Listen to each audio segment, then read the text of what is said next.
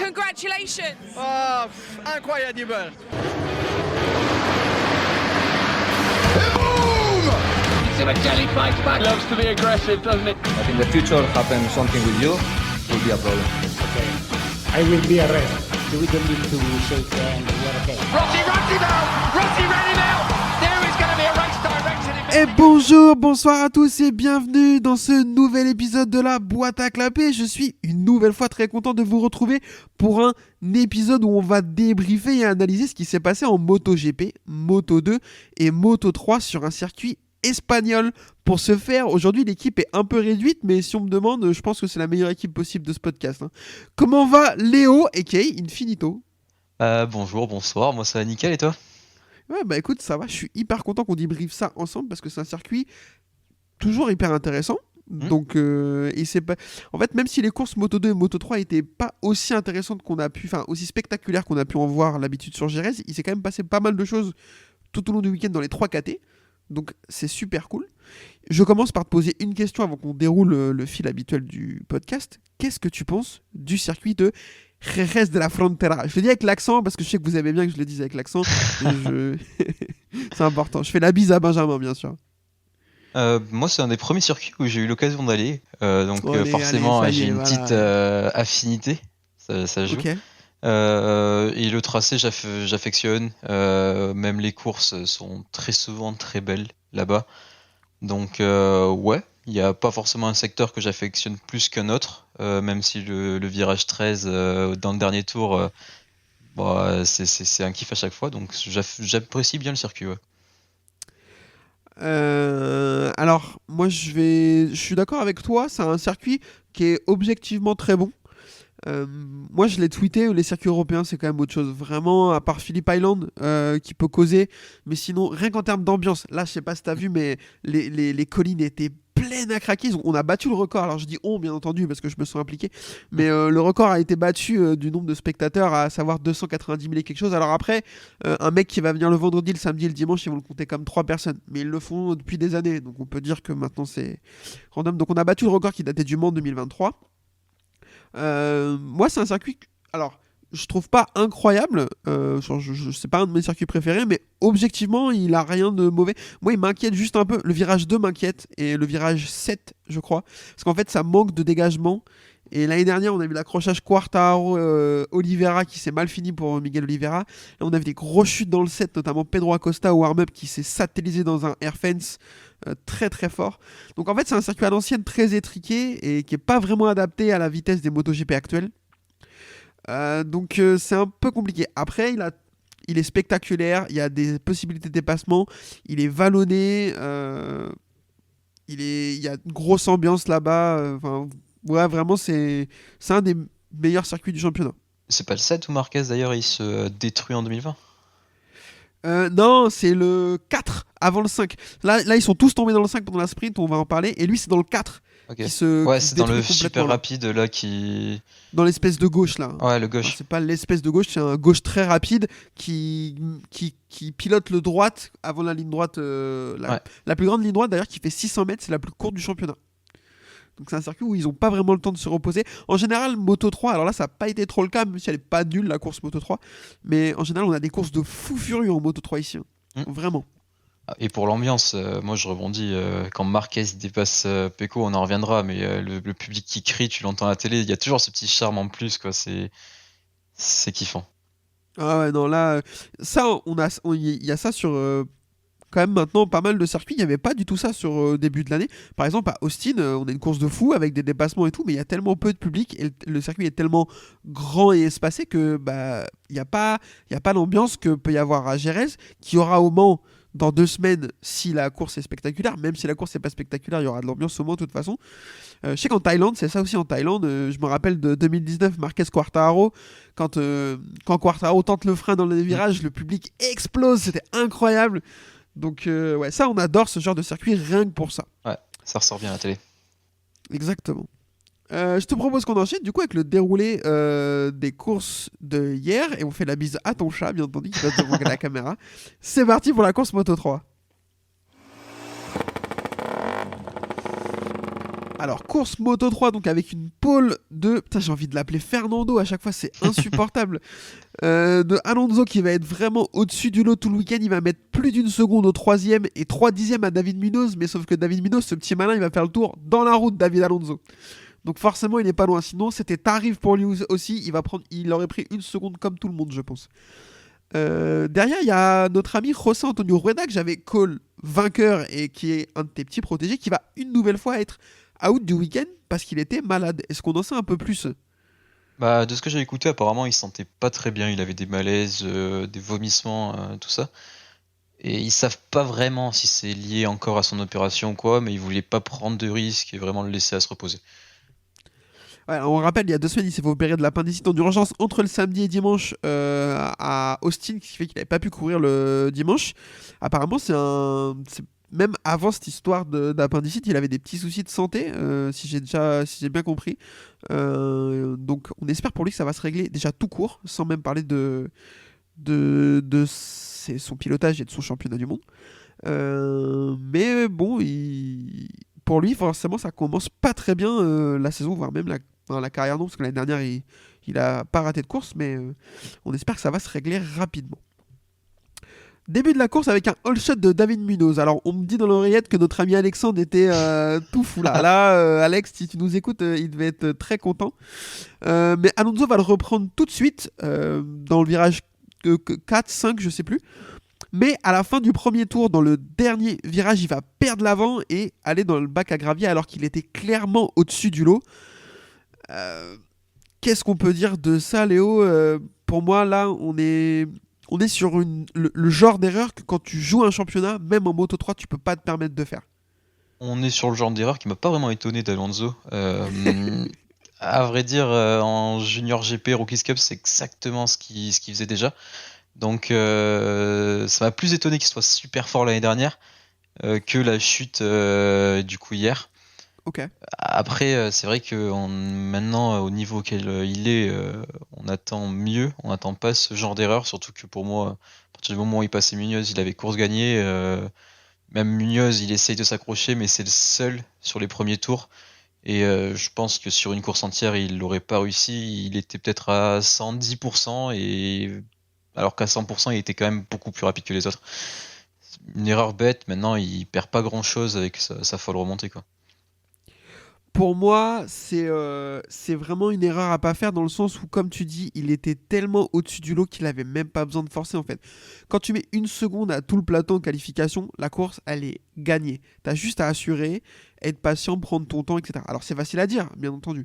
Mais il a voulu un peu trop en faire alors que, franchement, quand tu fais une chute dans les 2-3 derniers tours parce que t'as la bagarre, parce que t'es un peu à la gorge comme ça pour être avec les autres et tout, bon bah t'as fait ce que t'as pu. Là, il a écraser tout le monde tout le week-end, tu as pas le droit de faire ce genre d'erreur. Pour moi, c'est vraiment... il est dans les 3 qui vont jouer le titre. 3,5. Moi, je mets 3,5, mais qui vont jouer le titre. Il y en a un, je suis pas trop sûr, on va en reparler. Mais pour moi, avec Rueda, du coup, qui a du mal à se mettre en route, et Daniel Olgado, c'est les 3 qui jouent le titre. Daniel Olgado, il fait pas d'erreur comme ça. Ou très très peu. L'année dernière, on l'a vu avoir une grosse baisse de régime en deuxième partie de saison, mais pas d'énormes erreurs comme ça non plus. Donc attention, parce que t'as beau être rapide, si tu vas dans le bac à gravier un week-end sur 2, ça va pas t'aider, quoi. Pour sa défense, après, il y avait eu la course Rookies Cup juste avant. Et les pilotes qui en sortaient disaient qu'il y avait encore des gros patchs d'humidité. Et ils ciblaient les virages 8 et 13. Et je crois que c'est Patterson qui a publié des photos où ils étaient avec des souffleurs en train d'essayer d'enlever les patchs. Est-ce que ça a joué dans sa chute? Peut-être. Après, derrière, il n'y en a pas beaucoup qui ont chuté dans le virage 13. Ouais, mais potentiellement que c'est la cause de sa chute aussi. Après, si même dans le désert en Espagne, on est obligé de sécher la piste parce qu'elle est humide, je sais pas quoi te dire. Hein. Franchement, on s'en sort plus, quoi. Derrière, après cette chute, on a un premier groupe qui va se détacher avec 4 pilotes, un groupe de 6, et ensuite 4 pilotes qui vont se détacher de ce groupe, qui sont Colin Weiger, Ryuze Yamanaka, David Munoz et Ivan Ortola. Derrière, Daniel Olgado, lui, est plutôt dans le second groupe. Pendant ce temps, David Alonso va remonter une belle remontée. Moi, je sais pas ce que t'en penses, mais dès que je l'ai vu repartir, je fais, il va au moins prendre des points vu le rythme qu'il a, et c'est ce qui s'est passé. Je me suis dit, il va peut-être même pouvoir aller chercher le deuxième groupe. Ça, c'était un peu trop dur. Mais il va finir, si je me trompe pas, à la 12e place. Il finit 11 parce qu'il y a son coéquipier qui chute à la fin, mais sinon il remontait 12 à la loyale, quoi. Qu'est-ce qu'il est sympa, ce bon vieux Joël Esteban, de lui laisser une place. D'ailleurs, qu'il faisait un bon week-end. Très bon week-end. 5ème, je crois, avant qu'il tombe. Ouais, c'est ça, 5ème avant qu'il tombe dans le dernier virage, alors qu'il Ouais, c'est est dommage. 5ème. Ouais. Seule chute de la course en Moto 3. Alors, il y a eu que deux. Enfin, seul abandon, on peut dire, parce que David Alonso a chuté, mais n'a pas abandonné. Donc, ça, c'était pareil. On est passé à 300 mètres près d'avoir une course Moto 3 sans abandon. Vraiment, c'était incroyable, ça n'arrive jamais. Derrière, on va avoir. Alors, je sais pas si on peut dire une bagarre en vrai, parce que, bon, pas de spoiler. Colin Weiger va l'emporter devant David Munoz et Ivan Ortola. Je sais pas toi, mais j'ai quand même eu l'impression que Colin Weiger, il a jamais été vraiment inquiété. En fait, il a contrôlé et David Munoz, dans les 5 derniers tours, a pas attaqué en fait. Il a pas réussi. J'ai l'impression que Munoz était assez en difficulté dans le dernier secteur.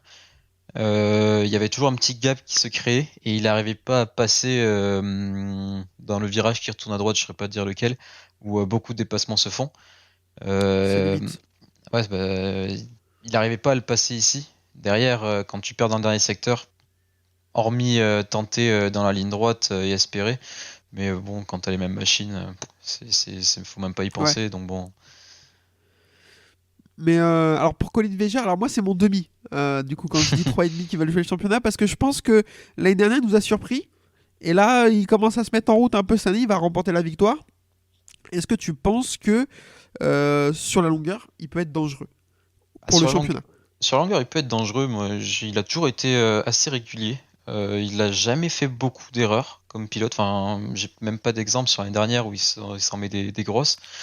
Où il s'est blessé un moment, mais c'est en revenant qu'il s'est révélé. Après, j'ai quand même l'impression qu'en vitesse pure, que ce soit en qualification, même en course, il y a un petit cran en dessous d'un Holgado, Alonso ou Rueda.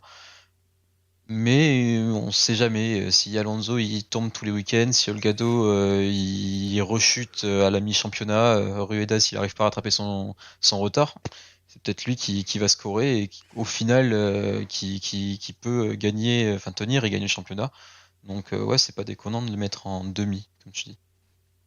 Ouais, même analyse que toi, je pense qu'il a un peu moins de vitesse que les autres, qui peut éventuellement compenser par de la régularité que les trois autres, pour l'instant, n'arrivent pas vraiment à trouver pour le moment. Donc ça peut être intéressant. On l'a dit, David Munoz va terminer deuxième. J'ai une question très simple pour toi. Est-ce qu'il est enfin sérieux? Est-ce que c'est enfin sérieux, David Munoz? C'est compliqué à répondre. J'aimerais dire oui parce que le pilote a l'air super sympa. C'est un gros bagarreur, c'est le genre de mec qu'on adore en Moto 3. Maintenant, c'est clairement le moins régulier du plateau peut-être. À voir s'il arrive à s'améliorer, s'il arrive à rester sur ses roues, ce qu'il pourra faire.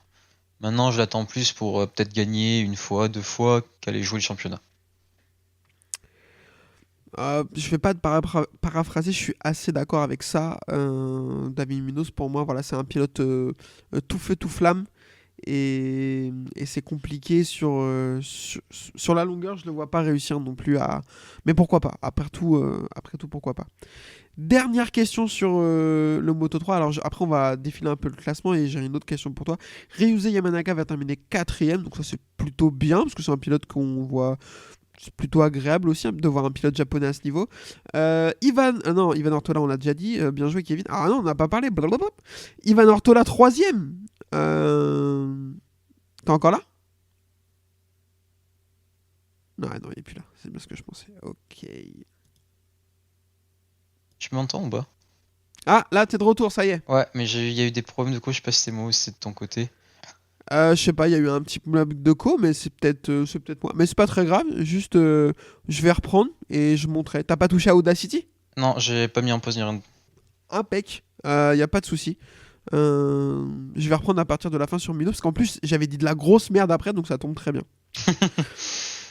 3ème, donc notre ami Ivan Ortola. Est-ce qu'on peut dire que ça peut être un concurrent? Moi je le trouve un peu juste, un peu comme un Weiger mais en dessous. Je l'attendais un peu meilleur au début de la saison, j'avoue être déçu. Notamment à Austin. pour moi, je m'attendais à ce qu'il écrase tout le monde, comme il l'avait fait l'année dernière. Comme l'année dernière, ouais. Et en plus, il avait gagné la course juste après Austin. Enfin, je m'attendais quand même à une petite montée de niveau, un gap de passé. Au final, je reste sur ma faim, même s'il fait 2 fois 3ème. Il est 4 au général, mais je sais pas, j'ai encore l'impression que c'est un gap en dessous de Colin Veyer. Ryuza Yamanaka du coup va terminer 4ème. Bon, pas grand chose à dire, c'est un pilote sympathique, en plus assez incisif, donc c'est cool de le voir se battre pour des places comme ça, je sais pas ce que t'en penses. Moi, je suis plutôt content. Il me fait pas sauter de ma chaise. Maintenant, il a l'air sympa. Ouais, c'est cool de le voir à cette position-là parce qu'il a quand même eu beaucoup de galères dans sa carrière. Je suis assez d'accord. Joël Kelso va terminer 5ème. Alors lui, comme dirait notre ami Maxime qu'on salue, au tiède. Vraiment, il m'inspire rien. Sur la photo, ils disent qu'il a 20 ans. Je pense qu'il en a 20 ans. Il avait 20 ans il y a 20 ans, je pense. Le frérot a l'air d'être plus vieux que moi. Donc, vraiment, tant mieux pour lui. Hein, il fait un bon week-end. Enfin, il termine Pourtant, 5ème, c'est pas mal. il est 5 au championnat. Il a fait des bons grands prix. Il a quand même un rythme assez élevé. En plus, on parlait de Munoz tout à l'heure, Kelso, depuis 3 ou 4 Grands Prix, il a tout le temps l'aspiration de Munoz parce que son équipe suppose qu'il est meilleur dans cet exercice. Donc c'est que en termes de data, il y a quelque chose qui montre peut-être qu'il a un cran au-dessus. D'accord, bon, écoute. À voir, à suivre du coup pour l'ami Joël Kelso. Daniel Olgado va terminer 7ème. Moi, j'avais une question concernant notre ami Daniel. Est-ce que c'est petit bras ou est-ce que c'est intelligent de faire une course comme ça pour lui ? Est-ce qu'il avait vraiment moyen de faire plus aussi avec la chute le samedi en qualif? Il s'est quand même bien satellisé, il s'est fait mal à la cheville gauche, si je dis pas de bêtises. Donc peut-être qu'il était au maximum et qu'il pouvait pas plus au final. Maintenant, la chute d'Alonso, elle l'arrange clairement. Il reprend les rênes avec une pauvre 7ème place. Derrière, Alonso, il fait quand même 11, mais c'est que 11, j'ai envie de dire. Et ça permet de pas créer un gros gap entre les deux. Clairement, à voir du coup pour Daniel Olgado, va pas falloir faire ça trop souvent. Il sauve un peu, comme tu dis, les meubles parce que David Alonso est loin et Rueda était pas là. Mais bon, il va quand même falloir pas enchaîner trop ce type de performance. Il faut jouer le podium à chaque course en Moto3 pour jouer le titre. Surtout attention avec lui, parce que on sait que lorsqu'on quitte l'Europe, il est jamais trop là. Alors Austin, oui, il fait une très belle course. Il est le meilleur des autres, j'ai envie de dire. Ouais. Mais c'est vrai que l'année dernière, là où il score, c'est quand on est en Europe, quand on s'y est un peu écarté, il était plus trop là. Ouais, exactement. À partir de la tournée Outre-mer l'année dernière, il a complètement disparu, même un petit peu avant. En vrac, comme ça, André El Piqueras 10ème. Bon, c'est très honnête pour un rookie, on va pas se mentir. Sur une Honda. Il fait plutôt un bon week-end. David Almanza 15ème, ton petit protégé. Bon, il va mettre un point. C'est très irrégulier, malheureusement. C'est positif, il finit juste derrière son coéquipier, mais il a mené à lui tout seul le groupe pendant toute la course. D'ailleurs, c'est le seul qui a essayé de redoubler Alonso quand il est remonté sur eux. Donc, c'est pas nul. Après, oui, il faut s'améliorer et qu'il se tempère. Exactement. Et le petit dernier, l'ami Xapi Surututsa, qui termine 22ème pour sa 2e course, si je ne me trompe pas, en carrière. Donc à suivre pour notre ami basque. Au championnat, Daniel Olgado est en tête devant David Alonso avec 16 points d'avance. Colin Veger est 3ème. Attends, mais non, ça va pas du tout là. Ah non, mais c'est leur numéro, mais je suis trop con, putain, c'est pas possible. C'est trop con. Ok. Au championnat, Daniel Olgado est donc en tête avec 74 points, 6 points devant David Alonso. Donc les deux sont déjà échappés parce que le 3ème c'est Colin Veger à 28 points déjà. Donc va commencer à falloir s'énerver pour les autres. José Antonio Rueda est donc 13ème avec 54 uniquement points de retard. 20 points et 54 points de retard. Donc ouais. C'est pas mort, c'est que le début du championnat, mais bon, maintenant, il faut faire les courses, quoi. Il y a plus d'erreurs maintenant pour lui, c'est le seul truc contraignant. Maintenant, c'est pas un mec qui tombe beaucoup. Et l'année où il est champion junior GP, en beaucoup moins de courses, il finit avec 90 points d'avance. Et David Alonso était là, donc c'est possible. C'est pas fini. Il va falloir qu'il assure. On lui fait confiance. Je te propose qu'on enchaîne avec la course Moto 2. C'est parti. La course Moto 2 sur ce circuit de Jerez de la Frontera avec Aldeguer en pôle. Notre ami Fermin qui cette fois va taper du poing sur la table et dire les gars, je vais vous rappeler pourquoi moi j'ai déjà signé chez Ducati en 2025. Jusqu'à maintenant il avait été assez décevant. Plus ou moins de sa faute, ça a été un peu compliqué. Au Qatar, c'était très compliqué sa gestion de pneus. Il vole le départ à Portimao, donc il a 2 longues laps, mais après il fait une course monumentale sur une remontée. Je me rappelle plus trop ce qu'il fait à Austin, mais je crois que pareil, il fait une remontée après un accrochage, un départ raté, etc. En Amérique. Ouais, mais je crois qu'il remonte parce qu'il était loin, il se fait gêner au départ. Enfin, truc. Là, il a dit, les gars, personne va me déranger. Il va faire la pole, il va se faire un peu passer au départ par Manuel Gonzalez qui fait un départ de fou, qui arrive de la 2e ligne et qui va réussir à le passer. Il fait vraiment un super départ. Il a fait une Brad Binder, on appelle ça dans le jargon. Mais il va quand même assez rapidement le redoubler et s'envoler vers la victoire. Il n'y aura pas trop de débat là-dessus. Est-ce qu'il est maintenant inarrêtable pour toi, Fermin Aldeguer? Est-ce qu'il a mis la machine en route? Bah, tout d'abord, on remarque que les 2 protégés d'Alexandre réussissent dès qu'il ne peut pas débriefer. Mais ouais, là ce week-end, il a montré, comme ton tweet le disait, ce qu'on attendait de lui clairement, et ce qu'on attend maintenant d'un pilote Ducati, parce qu'on va le considérer comme tel. Les qualifs, il était incroyable, mais pas non plus au-dessus de tout le monde. En course, en revanche, pas autant qu'Alonso. Pas autant qu'Alonso. Ouais. Par contre, en course, intouchable. Je pense même qu'il a géré vers la fin. Parce que l'écart, dès qu'il se réduisait, il reprenait. Franchement, très belle course de sa part. Dans son rythme, il a jamais été dérangé.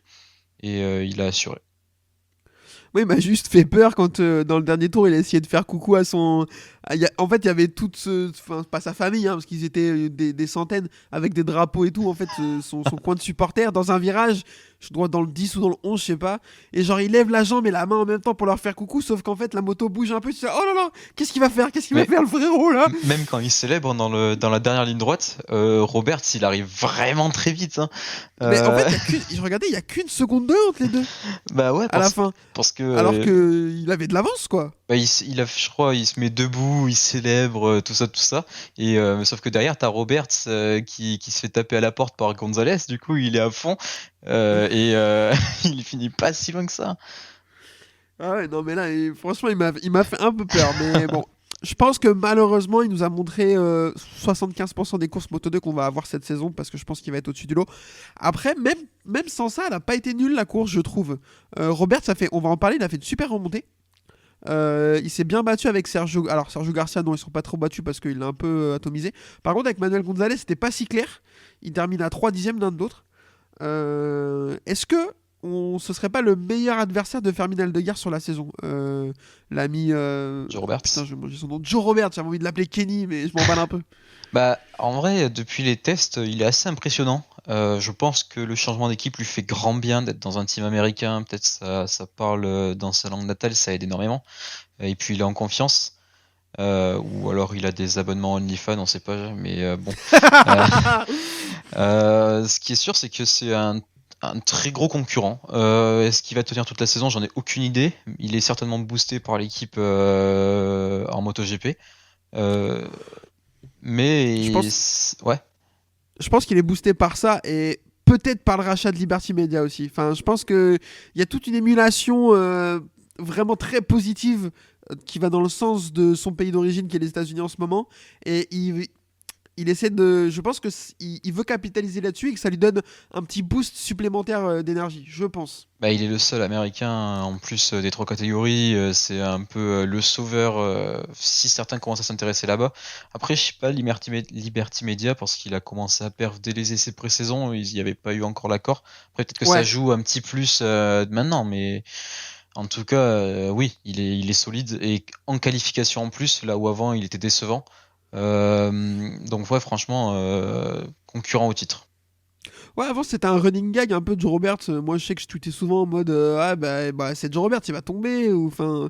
Et maintenant plus de blague, hein. Franchement là il a fait une course de patron hier et franchement sa remontée elle est assez impressionnante moi je trouve, hein. Mais pas que Joe Robert, d'ailleurs, le team America en général, moi je me rappelle dans mes pronostics, j'avais mis que ça serait une bonne surprise.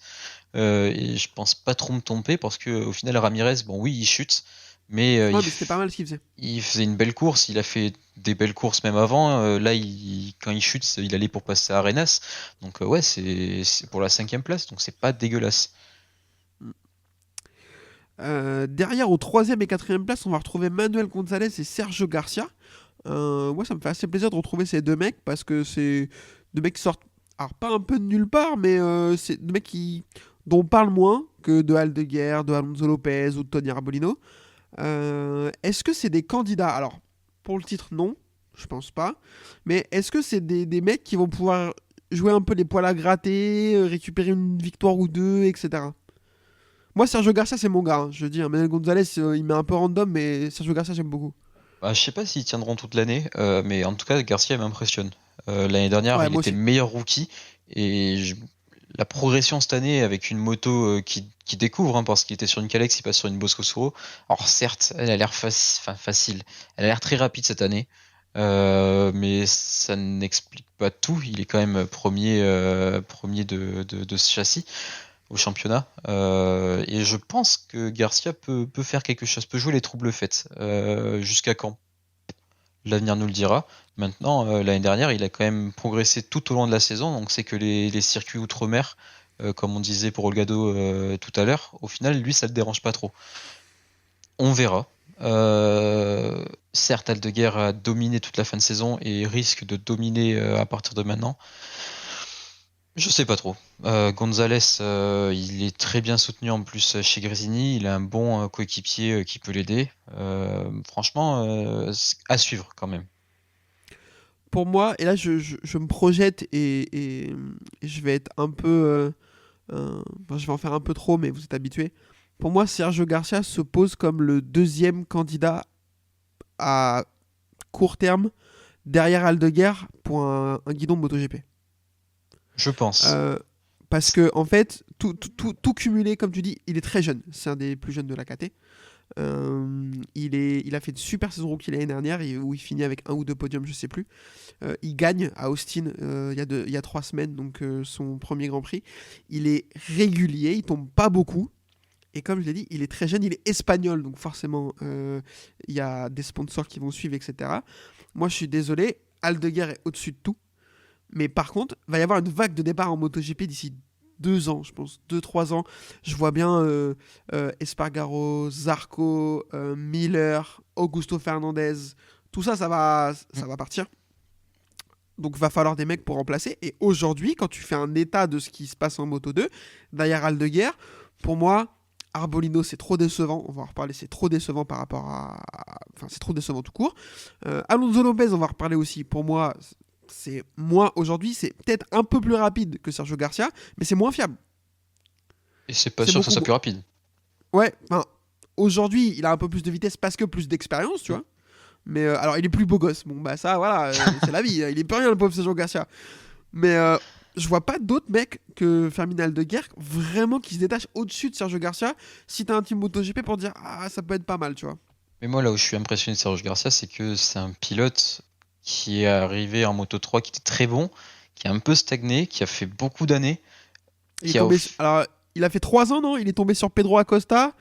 Je crois Et, qu'il a fait plus que 3. Alors peut-être que je me trompe totalement, mais il me semble qu'il a fait plus, hein. Je vais aller voir.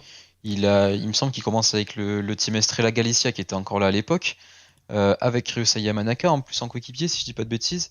Euh, il a enchaîné les saisons. Au final, il fait 2 saisons avec Gaz à la fin qui sont très propres parce qu'il se bat à chaque fois pour le titre. Bon, oui, il tombe face à Acosta et l'année d'après, il tombe face à Guevara qui est juste monstrueux, faut le dire.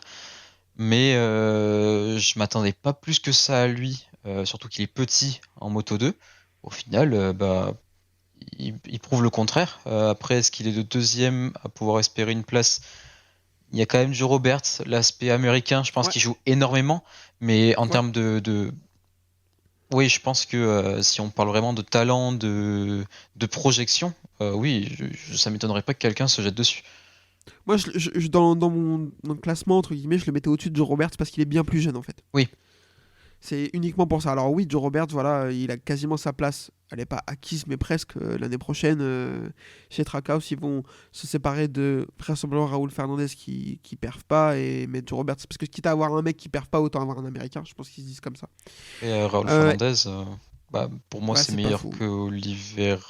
Enfin, ça se tape avec Oliveira cette année. Hein. Ouais, là, c'est pas facile. Hein. Alors là, tu vois, je pense que t'as potentiellement raison, mais c'est vrai, entre les deux, c'est chaud. Hein. C'est vraiment chaud. Bah là, ils ont donné Oliveira, la à mon avis, te donne 2024. un peu plus de garantie. Oui.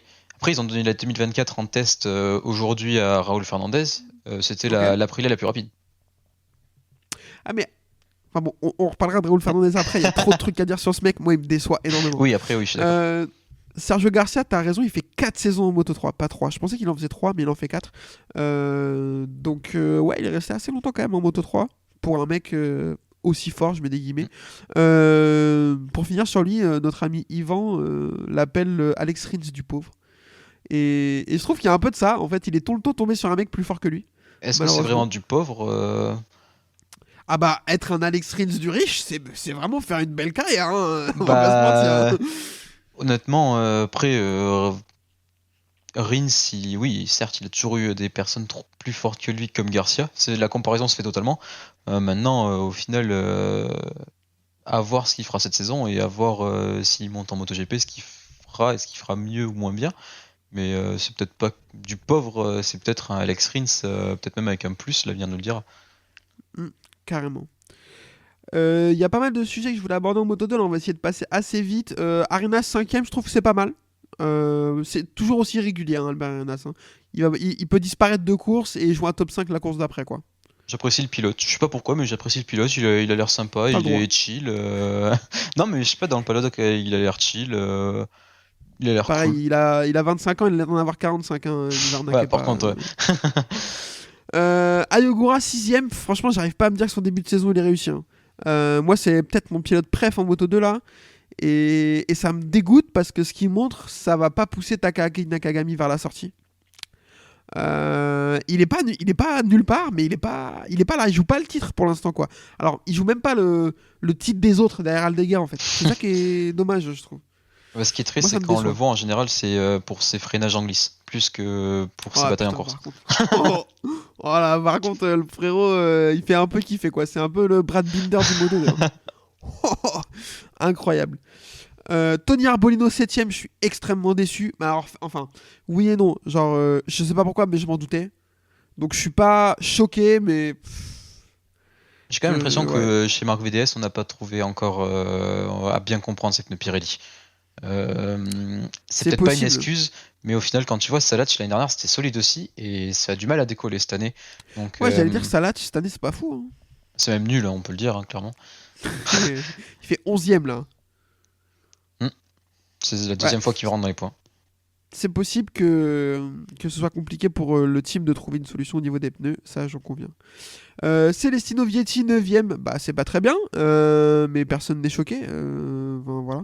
On s'attend plus à rien de Vietti. Enfin, honnêtement, moi c'est pas un pilote que je déteste, j'aime bien faire des blagues. Mais le truc c'est que, en fait, on sait qu'il va être random toute la saison et qu'il y a 2 courses où il va être fort. Enfin voilà, genre Misano il va être trop balèze parce qu'il dort là-bas avec l'académie, et un autre circuit random il va être trop fort, personne ne sait pourquoi, même lui sait pas pourquoi. Donc c'est Vietti quoi. Bah, là où je suis déçu, enfin pas déçu, je m'attends plus à rien de sa part, mais c'est vrai qu'au début de sa carrière il était talentueux, il allait super vite en Moto 2, quand il est monté il était très vite, très rapide, et au final bah plus rien. Et puis je pense que Ayo c'est clairement pas le bon team pour retrouver de la confiance, et je pense que s'ils doivent capitaliser sur quelqu'un, ils le feront sur Anju qui a peut-être un gap d'évolution devant lui. Après, ce qui est dommage, c'est que bah, y avait le boss ce week-end et il a pas fait une belle course, quoi. Ouais, alors que les 2 autres, on va en parler après, même les 3 autres, parce que je vais revenir dessus, Morbidelli fait un week-end honnête. 2 derniers cas que je voudrais qu'on aborde, on a parlé de Denis Onjo qui termine 14ème, il va mettre des points. Petit à petit, il a l'air de trouver un peu le mode d'emploi de cette Moto 2, entre guillemets. Alors, je m'emballe peut-être un peu, mais je trouve que, vous savez, hein, Denis Onjou, je m'emballe pas sur lui, hein, vous savez mon amour pour lui, mais je trouve que les premières courses étaient vraiment cata, il était fond de classement, et là c'est un peu mieux. Notamment sous la pluie, il a été bon en Oh, ça practice. m'étonne pas. Oui, après, oui. Alors là, l'école Kenan Sofoglou, il s'entraîne avec Toprak et tout. Je pense que une course sur la neige avec les 3 catégories, je pense que c'est lui qui la gagne. Vraiment, En slick. vraiment devant Binder et Zarco. Vraiment. Non, mais ouais, j'aimerais bien quand même qu'il trouve ce mode d'emploi parce que je pense qu'il pourrait avoir un style à la Ogura en forçant. Ouais, j'aimerais bien qu'il trouve ce petit truc en plus. Après, s'il trouve ce petit truc en plus, j'ai peur pour Vietti derrière. S'il commence à se faire battre au classement, le box il va commencer à se tourner vers Onju, qui est plus jeune, qui vient à peine d'arriver et qui vont certainement essayer de trouver comment le pousser un peu plus loin encore.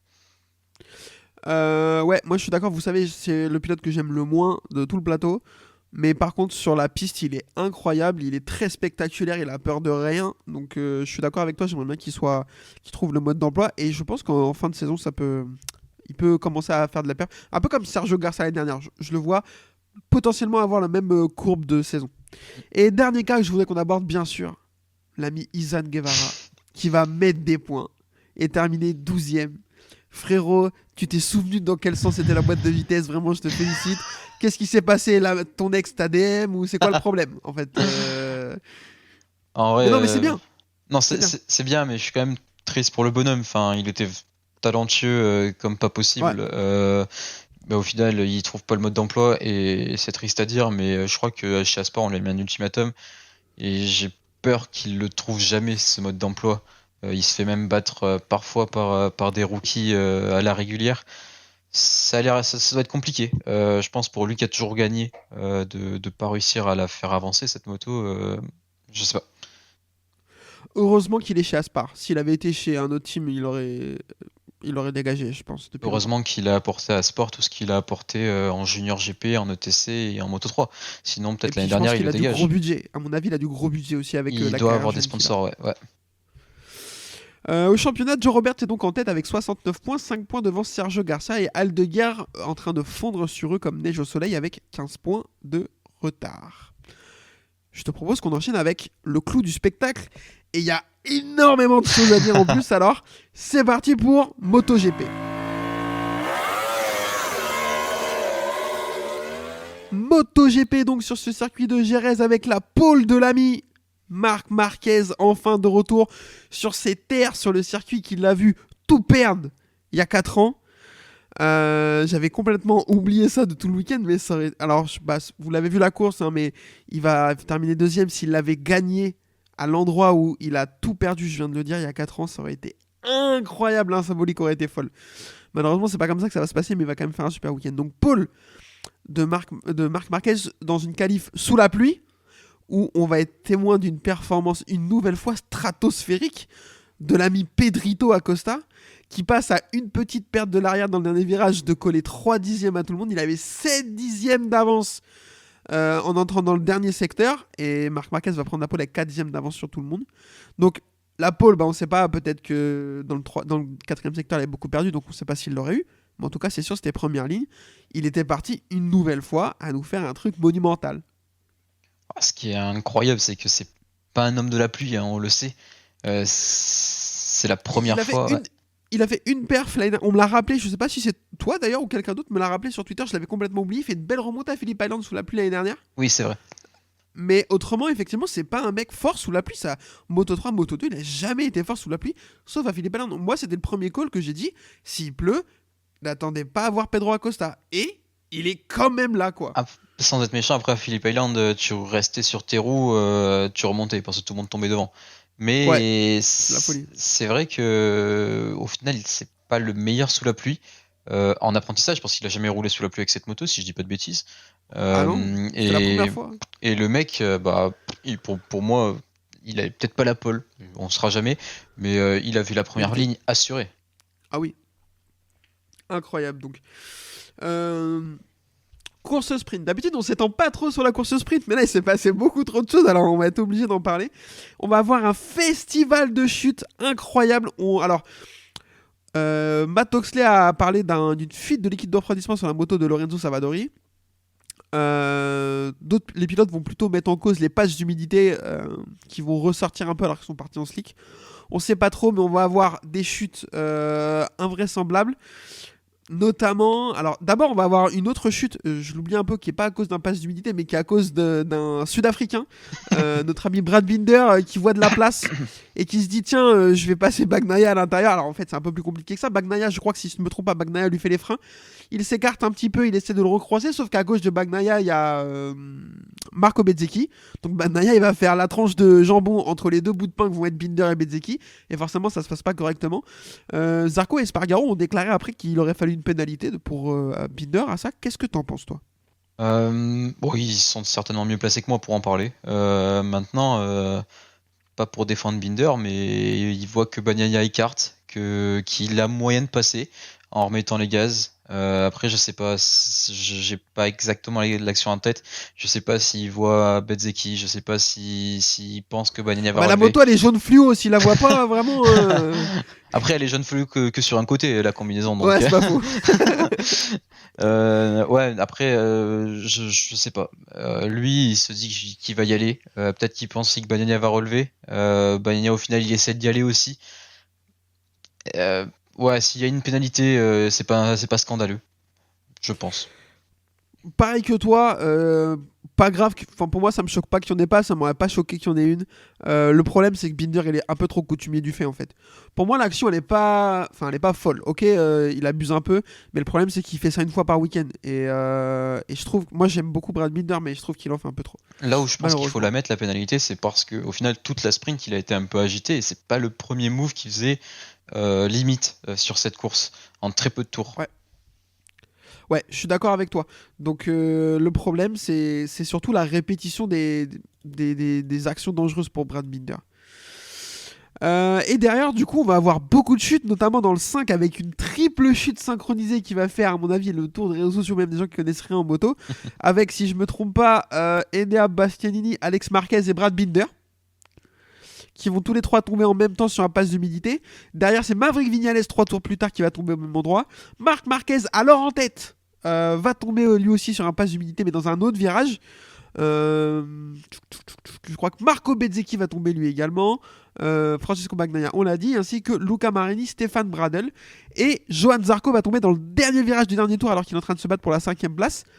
Est-ce que pour toi, ça méritait un drapeau rouge ou pas? J'ai vu le tweet de Patterson qui demandait ça. Ah mais lui il casse les couilles là. Dès qu'il y a un mec qui rate une corde, faut un drapeau rouge aussi là. À un moment donné, il fait ça aurait chier. mérité un drapeau rouge si les trois pilotes, quand ils tombent, je parle de Marquez, Binder, Bastianini, quand ils tombent dans le virage ensemble, bah, si t'arrives pas à évacuer vite les motos, ok pour le drapeau rouge. Au final, on l'a vu à l'image que les pilotes ils sont très vite partis et que les motos ont très vite été évacuées par les commissaires. Donc à partir de là, pour moi, il n'y a pas de danger à proprement parler. Donc ça mérite pas un drapeau rouge. Ça aurait peut-être mérité un drapeau rouge pour la sécurité des pilotes, mais au final, bah, y en a qui tenaient sur leur roue et les patchs d'humidité, bah, ils étaient là, ils le savaient avant la course. Donc ouais, je vois pas pourquoi ils auraient dû sortir un drapeau rouge. Ah, après ça reste que mon avis, quoi. Ouais. Je suis assez d'accord avec ça. Après, pareil, en fait, comme pour Binder, s'ils le sortent, je comprends.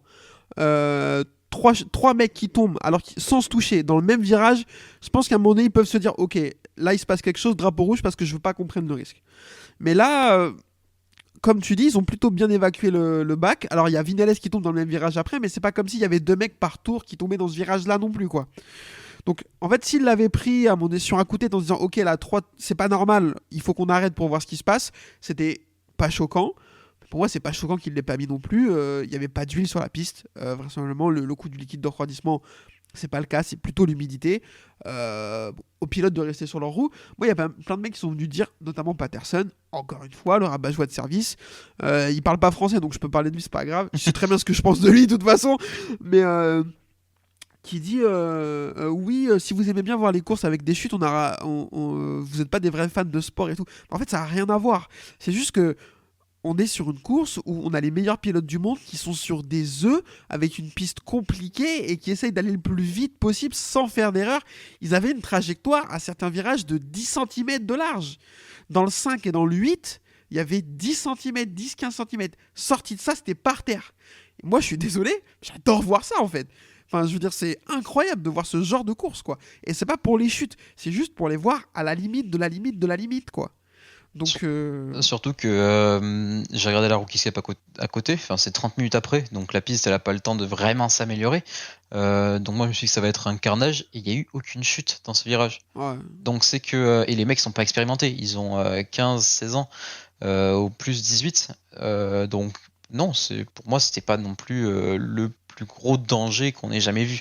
Il y a déjà des moments où il fallait le sortir, le drapeau rouge, ils l'ont pas fait. Oui. Pour moi, il y a des moments pires où ils ont pas mis le drapeau rouge. Je suis d'accord avec toi. Derrière, donc, on va avoir une victoire de Jorge Martin devant Pedro Acosta et Dani Pedrosa qui va se voir ouvrir sa 3e place sur tapis vert par l'ami Fabio Quartararo qui partit 23e et qui va réussir à terminer 3e. Il va être déclassé à cause d'une pression de pneus non réglementaire. On va pas revenir sur cette règle de merde.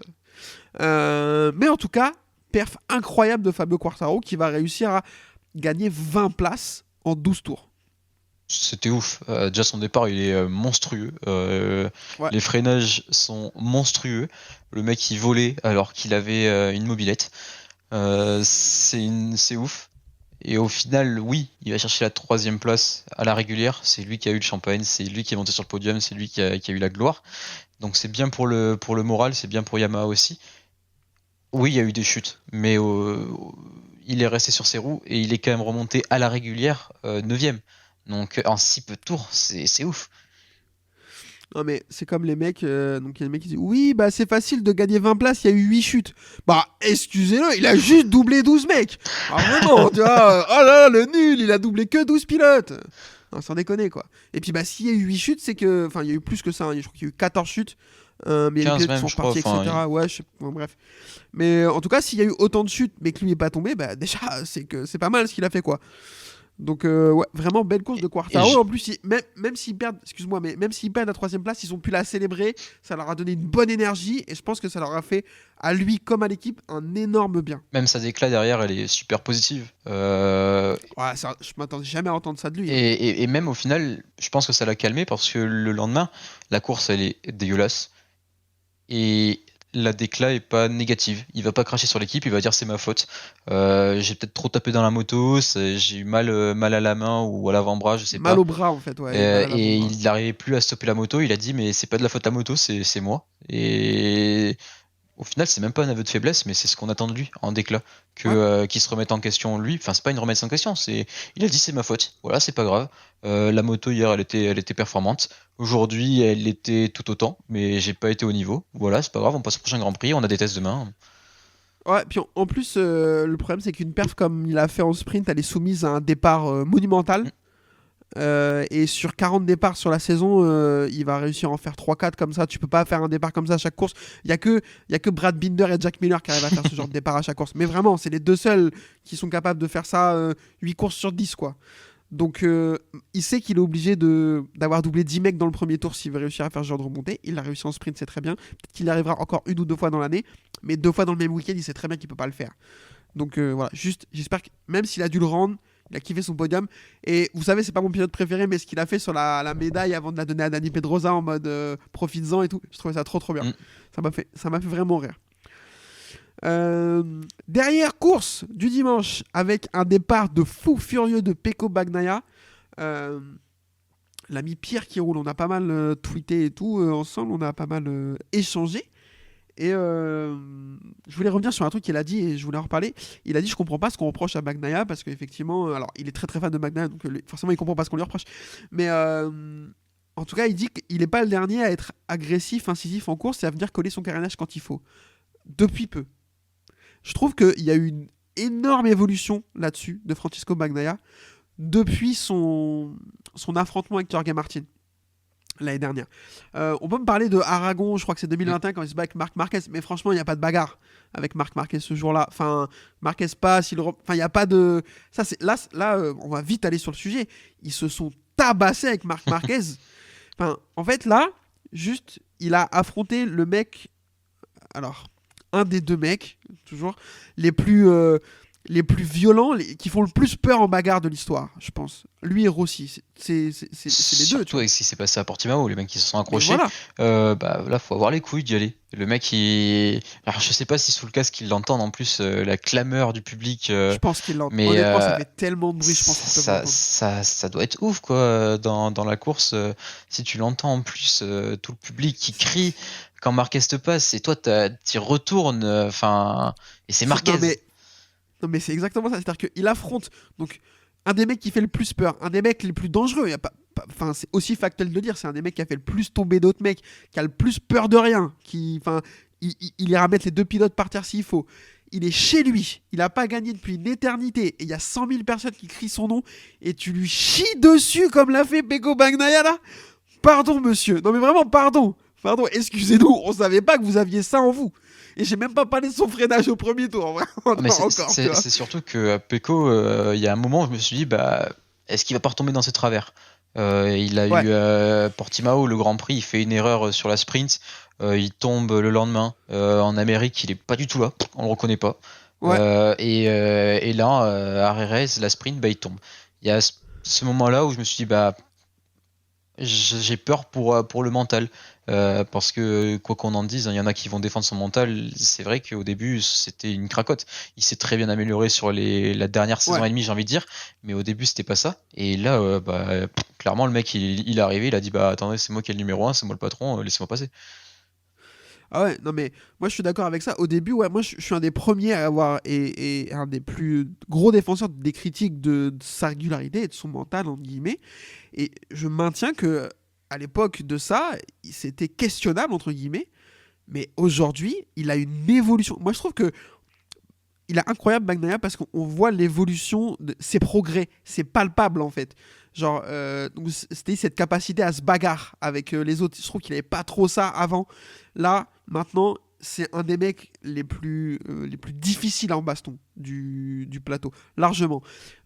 Aujourd'hui, il a encore cette petite capacité à tomber, mais moi, je trouve, moi, j'ai moins peur. Bagnaia tout seul devant, j'ai moins peur de le voir par terre. Donc, et là, je te dis, ce freinage là à l'extérieur sur Martin et Bezzecchi, mais excusez-moi monsieur, mais ça c'est en tout.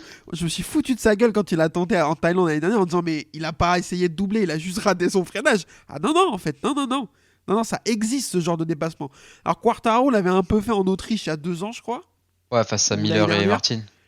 Ouais, alors en fait, je l'ai revu il y a pas, parce que tout le monde me dit oui, il y a eu bien mieux dans l'histoire et tout. Enfin, calmez-vous, il y a bien mieux. Enfin bon, bref, peut-être que je m'emballe un peu, sans doute.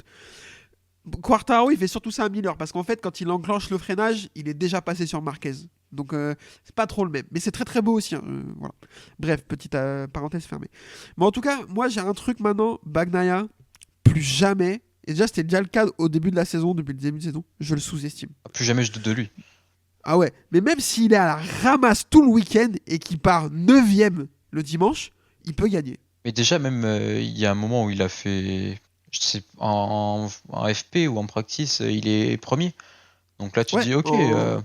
En practice, là, vendredi après-midi, il est déjà premier. Ouais. Ça arrive peu. Tu te dis, ok, il est pas mort. Ne pas l'abattre, même si je l'ai pas enlevé de l'équation, loin de là. Mais quand il chute à la sprint, bah tu peux te poser des questions. Et bon, au final, non, tu peux te douter de tout le monde, sauf de lui. Moi, j'ai pas peur de dire que ça devient un des mecs que j'apprécie le plus sur le plateau. Alors qu'ils partent vraiment très loin. En tout cas, dans mon estime, j'étais vraiment pas fan. Genre, je détestais pas, mais il me procurait rien de particulier. Là, ça fait plusieurs fois qu'il vraiment il me fait rêver. J'ai pas peur de le dire. Et cumule ça avec son style très froid, très tu sais, il y a pas un mot plus haut que l'autre, etc. Quand il sort de, franchement, je trouve en dehors de la piste, un Bagnaia, c'est ce qu'on attend d'un Fabio Quartararo. Le calme et la sérénité, tu veux dire? Exactement. Ouais. Je pense. Après, je pense qu'il fonctionne pas du tout de la même manière et que Quartararo a sa propre personnalité. Et ça, c'est bien sûr normal. Mais en fait, tout ce que Quartararo, on voit de lui de l'extérieur, très expressif, très colérique, etc., il a besoin de ça pour aller vite. Je pense, tu sais, comme à Jorge Martin, ils ont besoin d'être exubérants, ces mecs. Jorge Martin, quand il gagne la sprint à Valence l'année dernière, premier réflexe, il se met debout, il monte ses couilles, quoi. Tu vois, mon frère, enfin, moi j'adore, c'est pas la question. Mais Bagnaia, c'est pas ça. Ces mecs, ils ont besoin, en fait. Ils ont besoin de se. Tu sais, c'est comme avoir un combat de boxe, un mec, il répète à l'autre qui va le niquer, quoi. Ils ont besoin de ça pour se chauffer. Et Bagnaia, c'est vrai que des mecs qui ont son état d'esprit à lui, il y en a peu. Et je trouve ça. Moi, je trouve que ce Delta, voilà, il est très cool. On va me traiter de fanboy, franchement, j'assume, je m'en fous. Venez me dire qu'il vous a pas fait rêver ce week-end. Je vous le dis, il a affronté. Alors, ok, Marc Marquez, ok, blessé, ok, moto qu'il découvre un peu, encore un peu, etc. Mais on l'a dit, Léo, tout à l'heure, il a affronté un des meilleurs pilotes de tous les temps, un des mecs les plus durs en bagarre, devant 100 000 mecs qui crient son nom, et il l'a tenu en respect. Et ça, il n'y en a pas beaucoup. Vraiment, vraiment, vraiment. Donc, incroyable. Le tweet de Yann de MotoGP Addict, où il dit que le capital sympathie de Bagnaia augmente énormément lorsqu'il va à la bataille, mais je peux pas être plus d'accord. C'est vraiment, quand j'ai vu, alors je suis un des plus grands fans de Marquez, mais quand je l'ai vu y aller, j'étais en mode ah ouais, quand même. Ah ouais. Non mais franchement, quand Marquez le passe la deuxième fois au 8 là, et que il insiste pour recroiser, que ça se touche, etc. Là, je me suis dit mais oh, mon Dieu quoi. Et après c'est fini, il lui met un éclat tout de suite. Et Marquez n'arrive pas à le récupérer. Alors que Marquez, moi je pensais que Marquez avait un peu lâché parce qu'on voyait beaucoup la moto bouger après ça. Donc je me suis dit peut-être qu'il va assurer et tout. Pas du tout. Il fait son meilleur tour en course sur le dernier tour et tout. Il était déter encore Marquez. Mais sur l'avant-dernier tour, t'as Bagnaia qui va sortir le all-time lap record. Ouais. C'est une dinguerie les deux. Hein. La perf qu'ils ont fait tous les deux là, c'était incroyable. Et là, on avait eu une très belle course à Austin. Pour moi, je dirais c'était encore plus beau. Ouais. Vraiment. Possible. Un petit mot sur Marc Marquez, du coup, est-ce qu'il t'a rassuré sur le week-end par rapport à ça? Parce que là, je commençais à me dire, attention mec, ok, faut qu'on laisse du temps, etc. Il y a des petites bribes de choses intéressantes, mais il va falloir commencer à capitaliser. Est-ce que ce week-end, il t'a, toi qui es fan de lui, rassuré? J'ai toujours été plus ou moins rassuré parce que ses perfs elles sont constantes. Ça se voyait qu'il avait repris de la vitesse et ça se voyait qu'il avait le sourire. Je pense que c'est ça le plus effrayant, c'est qu'il a le sourire et il est heureux. Et au final, ça ne monte pas. Sur la Honda, le mec qui est rentré dans le box, je pense qu'il avait envie de se pendre à chaque fois. Mais là, la course, elle est monstrueuse. Son rythme, il est monstrueux. C'est la seule Ducati qui arrive la seule Ducati 23 qui arrive à accrocher les 2,24 jusqu'à que Martin tombe, même si Bezzecchi est pas loin. Mais c'est surtout qu'il va battre le record. Enfin, si on prend des bases similaires, il bat le record de Pecco avec cette moto l'année dernière. Donc ouais, il a plus que rassuré pour moi et je pense même qu'il a montré que c'était un candidat pour le titre final. Ouais, je pense que là, j'ai regardé Flag to Flag, l'émission de Margot avec Yann et Rémi. Ils disaient que pour eux, le titre restait à jouer entre Bagnaia et Martin, mais que Marquez pouvait être un arbitre plus de ce duel. Donc ouais, je suis d'accord avec toi. Mais moi, il m'a rassuré aussi. Et en fait, j'ai eu peur quand il a commencé à remonter sur Bagnaia. Je me suis dit, putain, il va encore se mettre en l'air, c'est sûr. Et pas du tout. Pourtant, ça bougeait beaucoup. Hein. Je trouve que ça bougeait beaucoup de l'avant sur les freins là, dans le 5. Oh là là, il y a 2-3 fois à la fin de la course. Je me suis dit, putain, le bâtard, il va tomber. Et vraiment incroyable pour le coup. Donc, chapeau. Et j'espère qu'ils vont continuer à faire ce genre de spectacle. Moi, j'étais toujours là. J'étais là, ouais, Marquez sur la Ducati. Les bastons avec Jorge Martin, ça va être incroyable et tout. Mais non, mais même avec Bagnaia, c'est incroyable déjà. Il n'y a même pas besoin de Jorge Martin, tu vois. Et en plus, quand il est remonté sur Bagnaia, moi j'étais en mode comme Pecco le fait à chaque fois, quand il a de l'avance, il va gérer, il va enclencher la seconde. Et puis punaise, Marquez, il arrivait toujours à battre son record du tour précédent pour se rapprocher encore plus. La bataille, elle était monstrueuse. Et moi, comme toi, je m'attendais, en fait, je l'ai tweeté, j'ai dit si ça avait été quelqu'un d'autre que Bagnaia, j'aurais dit va remonter. Mais là, c'est Bagnaia, on sait la force qu'il a, Bagnaia, de gérer ce genre d'écart à une petite seconde là. Mais là, il n'a pas réussi et apparemment, il l'aurait déclaré, j'ai raté ça, qu'en voyant que Marquez remontait, il a temporisé un peu pour garder du pneu parce qu'il s'est dit on va se bagarre, il me faut du pneu pour que je puisse me bagarrer avec lui. Et je trouve ça tellement incroyable d'avoir la présence d'esprit de se dire ça alors que tu es à 200 pulsations par minute depuis une demi-heure déjà. Se dire ok, De toute façon, il va me remonter, donc autant que je temporise. Et par contre, quand il va me remonter, j'aurai assez de pneus encore pour me battre avec lui. C'est exactement ce qu'il a fait. Donc, Ouais. donc vraiment, Marquez, incroyable son rythme. Pour moi, puis le mec il est adorable, enfin sa célébration sur le podium. Trop drôle. Pour moi, la vidéo c'est en boucle hein, depuis hier, je suis mort de rire. Mais ouais, pour moi il va jouer le titre. Déjà, je vois pas comment il peut pas faire double victoire au sac. Ouais, je suis d'accord. Et là, du coup, ça va scorer et ça va rattraper devant. Il n'y a que 32 points d'écart. Hein, avec... Après, on l'attendait plus fort que ça à Austin. Hein. On l'attendait plus fort que ça à Austin, c'est vrai. Mais Tu vois, Austin, Sachsenring, pour moi, c'est au même niveau pour lui, avec Aragon. Et tu vois, Austin, il m'a un peu. Après, Austin, Donc, mais à un après, moment, le il sac, passait. c'est vraiment. C'est la montagne Marc Marquez, le Sachsenring. Hein. À un moment, Austin, il est passé et apparemment, quand il chute enfin, il est passé, il avait déjà les problèmes de frein. Parce qu'apparemment, ça Ouais. arrivait après son contact. Donc le mec, déjà, c'est qu'il prend la tête avec un problème sur les freins. Et derrière, il chute à cause de ce problème. Donc, ouais. Il a fait À deuxième voir. en sprint. À voir, à voir. Martin a-t-il retrouvé ses démons, d'après toi? Je sais pas. Après, honnêtement, on peut pas lui en vouloir. Il y a le mec qui était chassé Non. par un Bagnaia qui était monstrueux. Je pense que Bagnaia, s'il voulait le passer, il l'aurait fait. Il est juste resté derrière. Il a dit, bah, je vais lui foutre la pression. Et ça a marché. Je pense que si Martin n'était pas tombé, il l'aurait passé à la fin. Ouais, je pense mais Oh, putain, t'imagines s'ils avaient été tous les trois là? ça finissait mal et Bezeki gagnait. Je pense que ça arrivera une fois dans la saison. Peut-être. Moi, c'est le dernier des candidats au titre à faire une erreur cette saison. Bagnaia, Marquez en ont déjà fait une. Et si on élargit la gamme des candidats au titre en parlant par exemple de Bezzecchi et Binder, ils ont déjà fait des erreurs tous les deux. Donc pour moi, rien d'alarmant. Il est capable de faire victoire sprint et course au Mans dans 2 semaines, donc et on recommencera à dire qu'il est trop chaud quoi. Perso, moi, je mets même Acosta dans une course au titre. Enfin, que je me précipite, mais actuellement, il est 4ème. Ok, il fait 10 hier, mais il fait pas d'erreur en course. Je pense que ça me fait mal un peu. Ah, pourtant, j'adore Acosta, mais putain, je passais mon temps à dire ok, il va être incroyable, mais trop juste pour le titre et tout. Mais ouais, là, il va falloir commencer à le considérer. T'as raison. Marco Bezzecchi, pourquoi? Qu'est-ce qui s'est passé, mec? Alors, on sait très bien ce qui s'est passé. Il y a ton chef qui est là. Il y a le chef qui est là dans les stands. Le mec est nulle part depuis le début de la saison. Et là, Rossi est là dans les stands. Bam! Tu viens nous faire une course incroyable. Il fait une très belle course et il va terminer 3ème. Apparemment, j'ai entendu Yann dire ça, qu'il a des problèmes avec le lâcher d'embrayage sur la GP23. Et apparemment, Rossi lui a donné des conseils. Et du coup, il a réussi de bon départ ce week-end. Mais frère, il t'a dit quoi? Genre, accélère, lâche l'embrayage. Qu'est-ce que tu veux faire d'autre, en fait? Bon, après, j'en rajoute parce que c'est compliqué. Mais je sais pas quoi penser de cet homme. Moi, je sais pas. Plus globalement, je pense que les GP23 ce week-end ont fait un très bon week-end. Marquez, Alex, je parle, pendant la sprint, bah, c'est lui qui mène le groupe jusqu'à qu'il tombe avec les 2 autres. Et il finit 4ème lors de la course longue avec un très bon rythme parce qu'à un moment, il revient sur son frère. Et Bezzecchi, quand ils se font lâcher. Et même Digia, il est pas dégueulasse. Il était souvent avec Bezzecchi. Donc ouais, peut-être qu'ils ont compris les 3. Je mets pas Marquez dans le lot vu qu'ils viennent d'ailleurs, mais les 3 ont peut-être compris le mode d'emploi de cette moto. Ouais.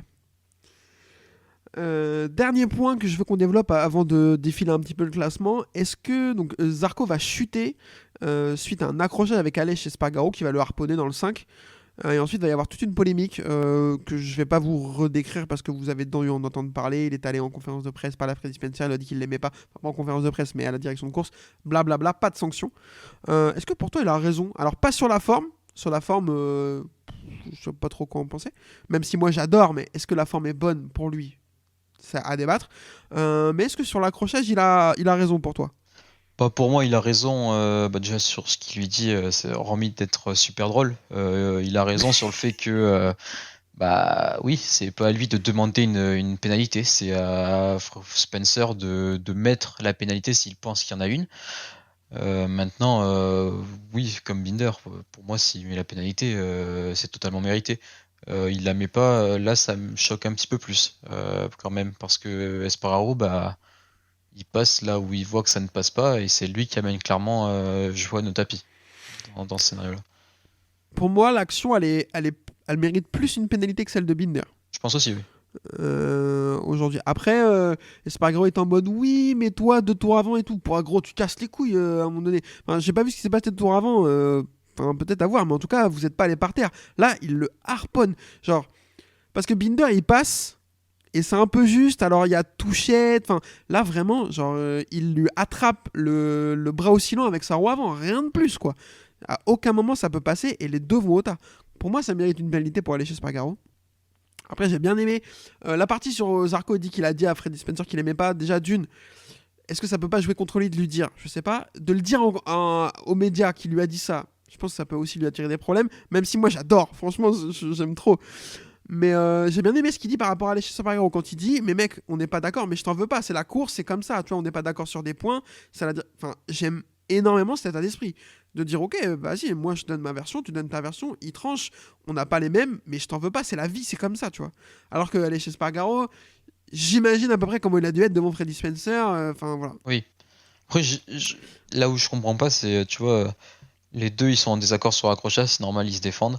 Maintenant, je crois que Binder il était encore sous investigation. Au final, tu as 2 pilotes, c'est les 2 plus anciens, hein, qui sont de la grille, qui te disent que bah oui, ça mérite une pénalité, qui sont outre de l'action, donc au final, ils ont rien à gagner. Et le mec, il se dit ah ouais, non, ouais, moi je vais pas en mettre une. Bah ok, bah au final, peut-être qu'il a raison, tu fais peut-être mal ton taf.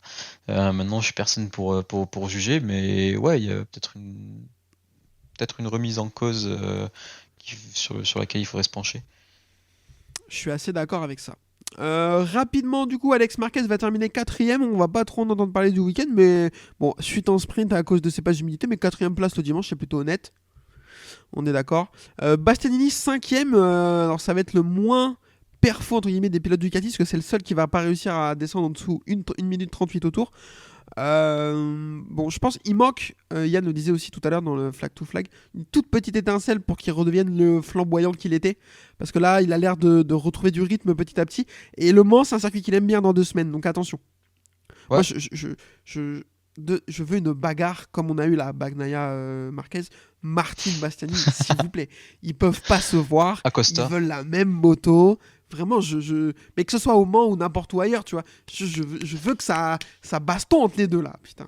Mais Bastianini, il est quand même proche. Alors là où je suis impressionné, c'est Bagnaia. J'ai l'impression qu'il a fait résultat blanc depuis le début de l'année. Il est à 17 points de Martin. C'est Bagnaia, normal. Et au final, Bastianini est pas loin, encore. Juste derrière son coéquipier. Et honnête. À voir maintenant, comme tu l'as dit, si au Mans, peut-être il arrive à avoir ce petit truc, cette petite étincelle, aller chercher la victoire qui va le débloquer. Ouais, moi je pense que c'est pas impossible. Brad Binder 6ème, on a parlé de son week-end, c'était un petit peu compliqué. On s'attendait à mieux des KTM de manière générale en fait. On nous avait beaucoup vendu la KTM à Jerez, disons Pedrosa il teste beaucoup ici, ça va être une balle et tout. Finalement compliqué. T'avais que Acosta qui a réussi à l'amener. C'est incroyable. Enfin, en plus l'année dernière elle était super rapide. La KTM pour le coup. Là on nous la vend encore comme un avion de chasse, comme je l'ai tweeté d'ailleurs. Au final, c'est Acosta qui est arrivé à s'en sortir le mieux. Encore une fois, j'ai envie de dire. Clairement. Derrière Fabio Di Giannantonio va terminer 7ème sur un week-end Di Giannantoniesque. Je pense qu'il ne faut pas en attendre beaucoup plus. À mon avis, c'est déjà pas si mal. Et derrière, on va avoir tir de Aprilia avec Miguel Oliveira 8ème et Maverick Viñales 9ème. Assez décevantes les Aprilia quand même. On sait qu'elles ont leur circuit. Mais là, je m'attendais à mieux. Je pense qu'elles seront complètement absentes au Mans. Peut-être je me trompe, mais c'est à mon avis un circuit qui n'est pas du tout taillé pour l'Aprilia. Parce que l'Aprilia, c'est une moto qui est forte dans les virages les circuits où il y a beaucoup de courbes rapides avec beaucoup de grippe, etc. Austin, Portimao, c'était le cas. Je m'attendais à ce qu'elle soit meilleure que ça, Jerez, parce que c'est cette typologie de circuit, notamment le tout dernier secteur, et ça n'a pas été le cas. Pour moi, l'Aprilia sera pas très bien au Mans. Peut-être que je peux me tromper, mais à un moment donné, il va falloir trouver de la régularité à ce niveau-là s'ils veulent jouer mieux que ce qu'ils jouent. Étonnamment, moi j'aurais dit Vignales. Pour moi, je le mettrais dans mes favoris pour Le Mans. Parce que Ah ouais, la ok. Aprilia est très forte. Après, oui, c'est vrai qu'elle est très bonne dans les parties, dans les virages rapides. Après, Vignales, il est en pleine confiance cette année et on sait comment il est très fort là-bas. Au Mans, ouais, voilà, Le Mans, il aime beaucoup. Donc, pour moi, je le mettrais dans les favoris. Ok. Ah, possible. Peut-être que je me trompe totalement. Non, c'est pas impossible. Juste, voilà, moi, la lecture que j'en ai de l'Aprilia, c'est celle-ci. Après, des fois, elle nous surprend. Ce qui est sûr, c'est que Vignales, c'est un circuit qu'il aime beaucoup et il est en confiance, il est en forme. Donc, si ils arrivent à trouver un réglage, il peut être vraiment très fort, ça c'est certain. Ouais, on va voir. Enfin, je pense qu'on pourrait avoir une très belle course au Mans. Avec tous les noms qu'on a cités jusqu'à là. Hein. Ouais. Malheureusement, nos Français, j'ai un peu peur. Même j'y crois plus du tout. Enfin, pas du tout, pas plus. Mais ouais, je pense que ça sera à suivre et ça peut créer des écarts dans le championnat, comme ça peut resserrer tout le monde.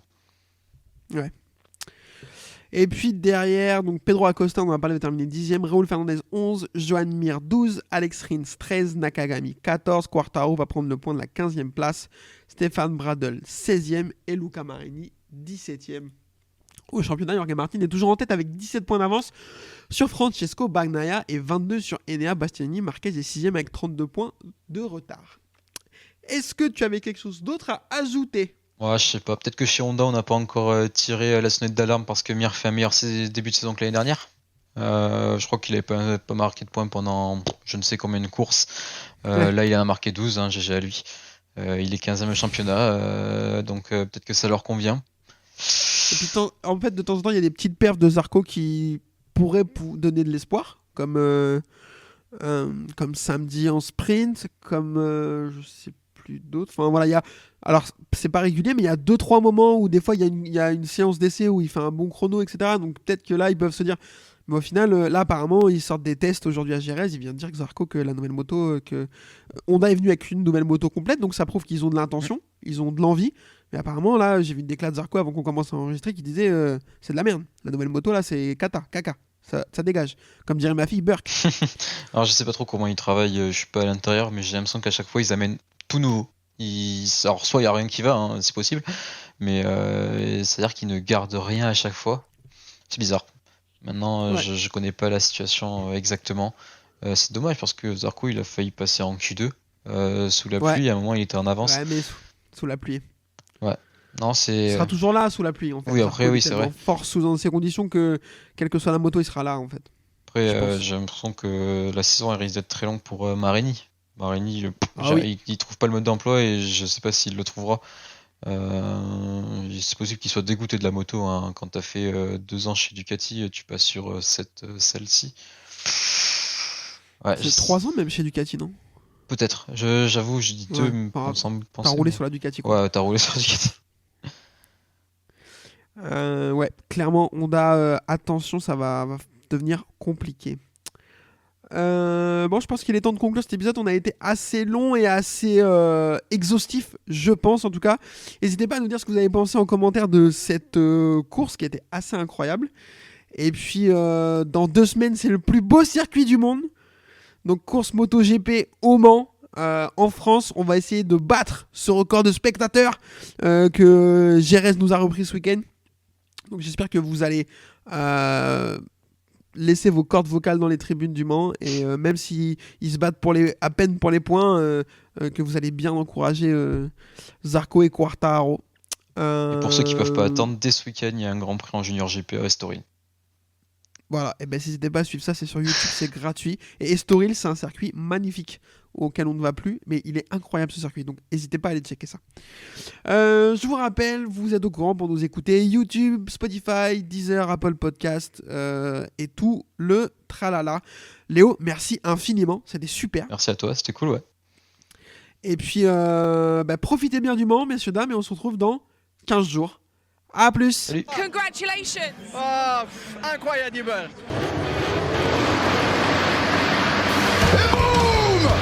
Simoncelli fights back. Loves to be aggressive, doesn't it? But in the future, happen something with you, will be a problem. Okay. I will be arrested. We don't need to shake hands. We are okay. Rossi runs him out. Rossi ran him